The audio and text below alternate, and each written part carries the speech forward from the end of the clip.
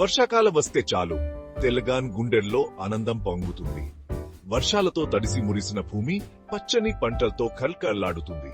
ఇదిగో ఇదే సమయంలో మన బోనాల పండుగ వస్తుంది. రంగురంగుల వేడుకలతో భక్తి శ్రద్ధలతో జరుపుకునే పండుగని మన భూమాతకు పంటలకు కాపలాగా ఉండే దేవతలకు మనం కొత్త చక్తర్లు చెప్పుకునే పండుగ. బోనం అంటే దేవుడికి నివేదించే భోజనం.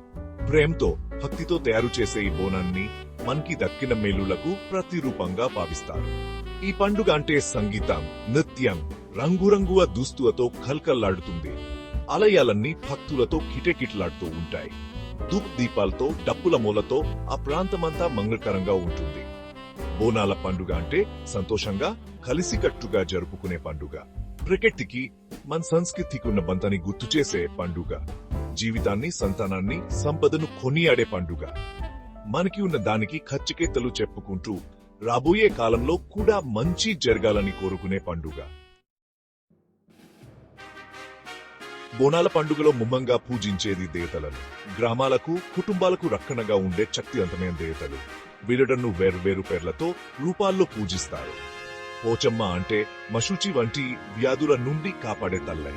ఆరోగ్యం కోసం, రక్షణ కోసం ఆమెను పూజిస్తారు.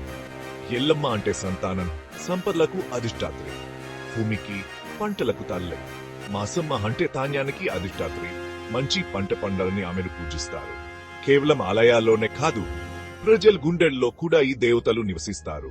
ఇళ్లలో, చెట్ల కింద కూడా వీరులను పూజిస్తారు.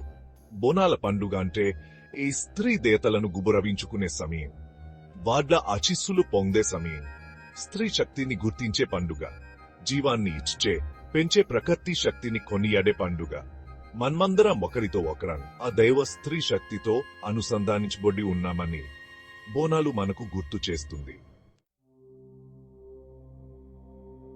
బోనాలక తెలంగాణ చరిత్రతో ముడిపడి ఉంది. గోల్కొండలో ఈ పండుగ మొదలందని చెబుతారు. మొట్టమొదటి బోనం గోల్కొండ కోటలో సమర్పించబడింది. అంటువ్యాధి తర్వాత దేవతను శాంతింపజేయడానికి ఇలా చేశారట. కాకతీయుల కాలంలో ఈ పండుగ మరింత ప్రాముఖ్యతను సంతరించుకుంది. కళ్ళు మరియు సంస్కృతులకు కాకతీయులు గొప్ప పోషకులు. వారు బోనాలు వంటి స్థానిక పండుగల వేడుకలను ప్రోత్సహించారు. కాలక్రమేణా ఈ పండుగ తెలంగాణలోని ఇతర ప్రాంతాలకు కూడా విస్తరించింది. ప్రతి గ్రామం మరియు పట్టణం దాని ప్రత్యేక సంప్రదాయాలను హరివర్తి చేసుకుంది. స్థానిక ఆచారాలు మరియు నమ్మకాలను వేడుకలో కలుపుకున్నారు. కానీ బోనాల సారాంశం అలాగే ఉంది. ఇది కథత్త, భక్తి మరియు సమాజం యొక్క వేడుకగానే ఉంది. నేడు తెలంగాణ అంతటా బోనాలు అత్యంత ఉత్సాహంగా జరుపుకుంటున్నారు.